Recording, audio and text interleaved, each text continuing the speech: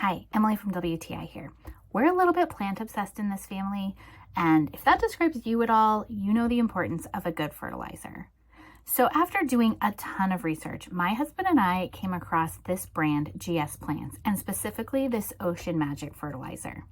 One thing that we love about it is that A, you get such a value priced size, so this is the gallon size, and it has B, so many applications.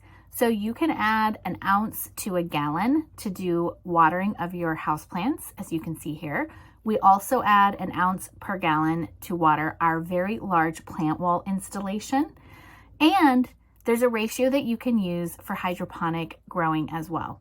We do all of those things. And so finding a fertilizer that can help us have healthy and thriving plants, including growing vegetables and herbs, is super important to us.